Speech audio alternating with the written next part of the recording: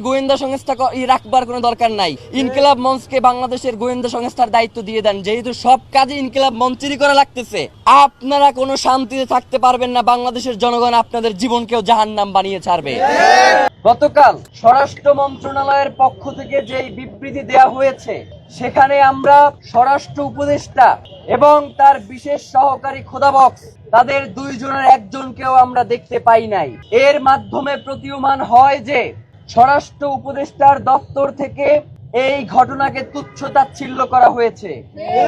তারা মনে করেছে যে ওসমান হাদির ঘটনাকে তারা ধামাচাপা দিয়ে দিবে। কিন্তু আমরা আপনাদেরকে জানিয়ে দিতে চাই, বাংলাদেশের জনগণ, আপনারা যাদেরকে বোকা দুর্বল মনে করেন, তারা জুলাইয়ে আপনাদেরকে একটা শিক্ষা দিয়েছে, কিন্তু আপনাদের সেই শিক্ষা হয় নাই। 5 তারিখ থেকে 20 তারিখ পর্যন্ত বাংলাদেশের জনগণের যেই দায়িত্ব ছিল তারা সেইটা পূরণ করতে পারে নাই।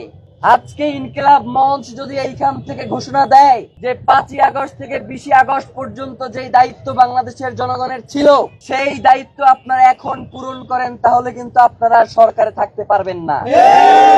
আমরা ইনকিলাব মঞ্চের পক্ষ থেকে বাংলাদেশের সাধারণ জনগণকে সাথে নিয়ে জানাতে চাই যে আপনারা গতকালকের যে বিবৃতি দিয়েছেন, সেই বিবৃতিতেই আপনাদের চোখে মুখে স্পষ্ট ভেসে উঠেছে যে আপনাদের কাছেই আসলে এর কোনো সুস্পষ্ট ব্যাখ্যা নাই। আপনারা এক এক সময় এক এক ধরনের কথা বলছেন। এই বলছেন খুনি ভারতে পালিয়ে গেছে, আবার এই বলছেন যে খুনি দেশে আছে। বাংলাদেশের গোয়েন্দা সংস্থার আসলে কাজ কি? ট্যাক্সের টাকায় বাংলাদেশের সবথেকে গুরুত্বপূর্ণ জায়গাগুলোকে দখল করে আরামায়েশ করার জন্যই কি আপনাদেরকে জনগণ এখানে বসিয়ে রেখেছে?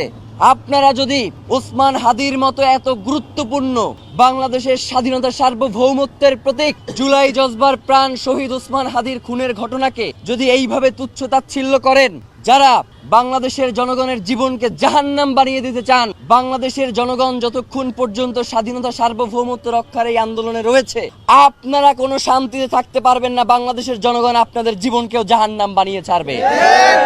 আমরা বলতে চাই, আমরা যেই 2টা দাবি জানিয়েছি, আপনারা এখন পর্যন্ত খুনি কোথায় রয়েছে?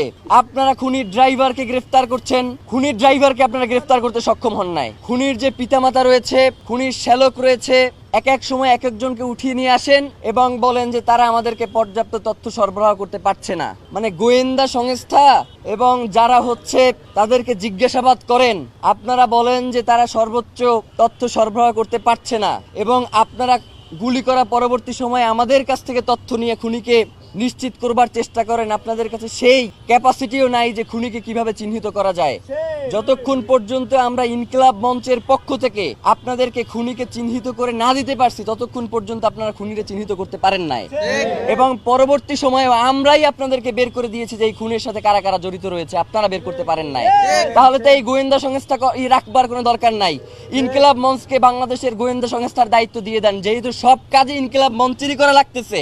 গোয়েন্দা তথ্য সরবরাহ থেকে শুরু করে সকল কাজ যদি ইনকিলাব মঞ্চই করে, তাহলে এই গোয়েন্দা সংস্থাগুলোকে বসিয়ে রাখবার তো কোনো দরকার নাই।